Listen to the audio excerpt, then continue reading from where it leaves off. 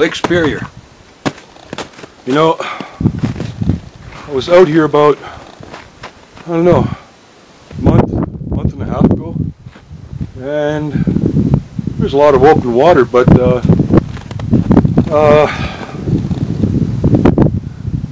this is almost the end of March, so I guess the February temperatures gave us a lot more ice coverage since the last time I was out here.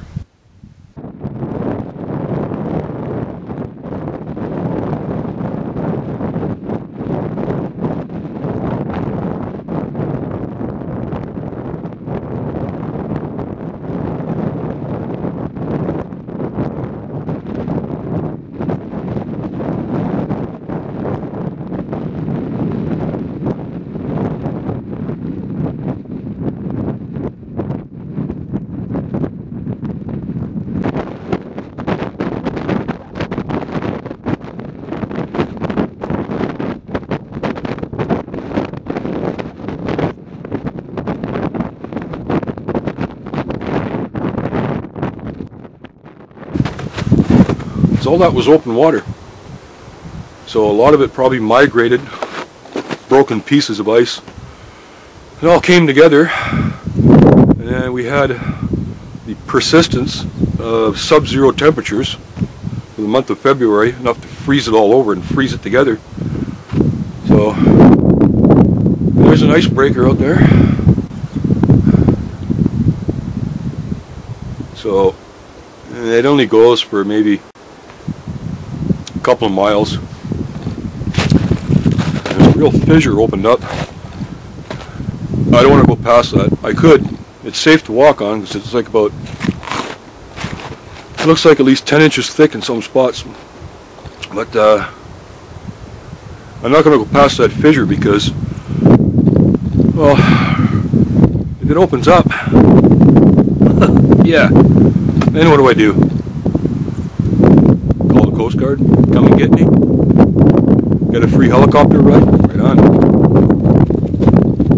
Yeah, they'll probably send me a bill.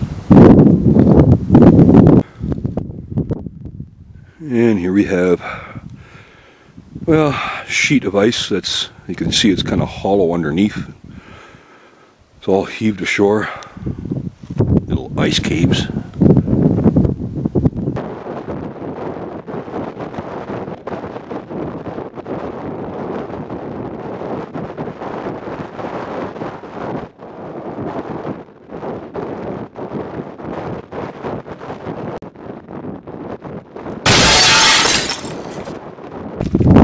Would you like ice with that?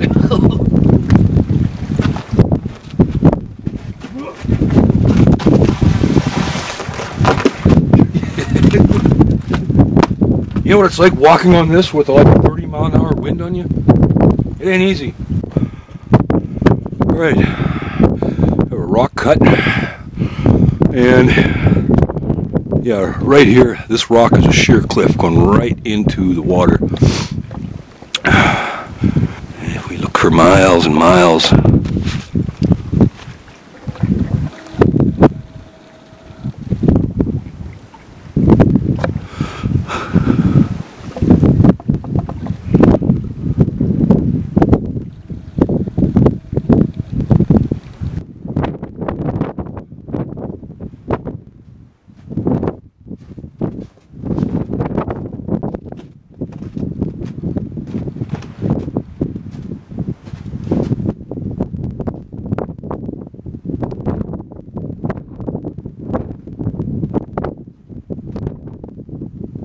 alright, here we go. Look at all this ice. This looks like frozen spray as we're close to the shore, and when the winds get high, the splash from the waves hit the rocks, and this is actually rocks covered in ice.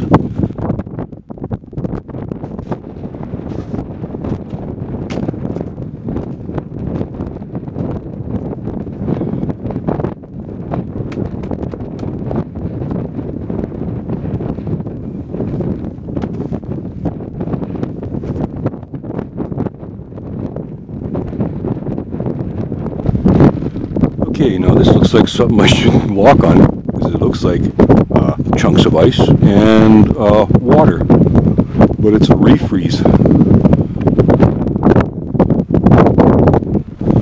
I'm estimating it to be about 10 inches thick.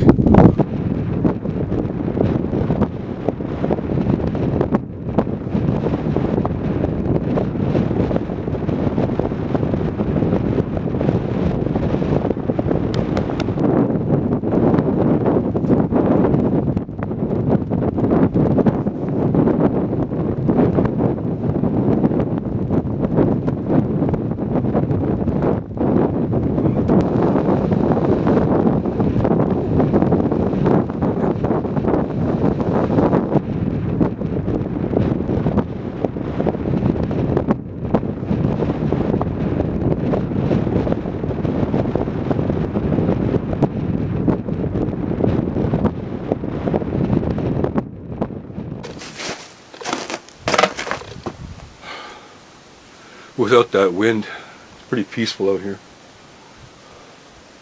I'm only maybe about 10 miles out of town, but it's far enough to get away from all the noise of the city.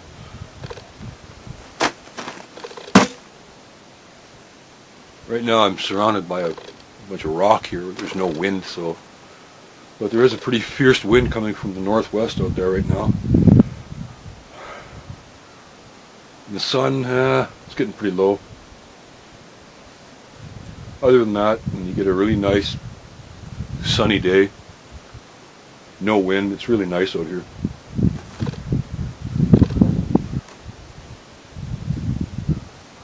Could walk for miles, but there's a fissure out there that I gotta watch. It's about 3 feet wide in some spots, and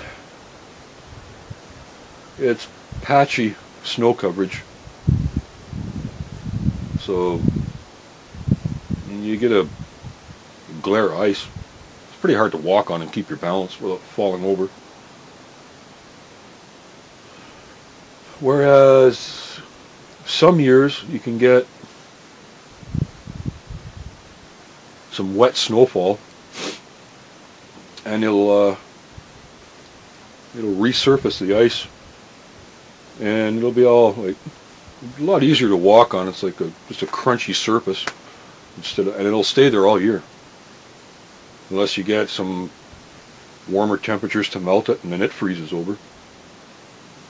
So sometimes you get a lot of snow coverage, sometimes it's patchy, sometimes there's big patches where there's a lot of glare ice.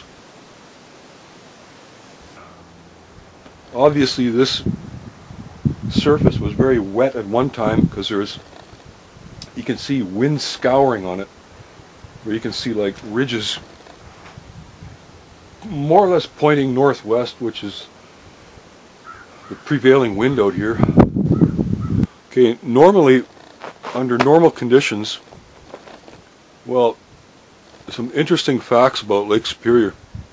It does not freeze over all the way in the winter under normal seasonal conditions. You're looking at about 35 to 40% wide open water way out there in the open middle. So no, it does not freeze over all the way. However, there have been some years where we get a freeze over, but yet you're looking at maybe like 5 or 6% open still. And it might happen every 12 or 13 years, and when we do get a freeze over, it reduces lake effect snow, and I've seen that happen. Meaning that in town you get less of an insulating blanket of snow covering the ground, meaning the frost goes farther down and deeper into the ground. And I can remember maybe winter of 92 or 93, it was like a daily occurrence of water mains bursting all over town. But normally, no, it does not freeze over all the way. Now, another interesting fact is if it's summertime and you're on the shore and you're swimming and the water is like pleasantly warm and it's okay to swim in, But if you go to the very middle of Lake Superior, even in the summer, and you fall in, you will succumb to hypothermia. That would make you think that, well, maybe the way out in the middle should freeze first. But no. You have to remember that water takes longer to change temperature than the air. And you're looking at a large body of water. So there's a lot of heat energy. And when I say heat energy, we're looking at about maybe 7 or 8 degrees Celsius. So also there's a higher wind and more movement on the surface of the water, keeping it from freezing out in the middle. But also because of that great depth, there's a greater amount of heat energy. Now wintertime, the winter season, we only get sub-zero temperatures for about 3.5 months out of the whole year. So that's not enough time to dissipate such a large amount of heat energy. So therefore, the surface out on the middle, it's not going to freeze over all the way because there's a constant supply of, or a great supply of heat energy, always feeding the surface, and there's going to be heat convections going on. So no, that is one of the reasons why it does not freeze over all the way. I'm glad I come out here today.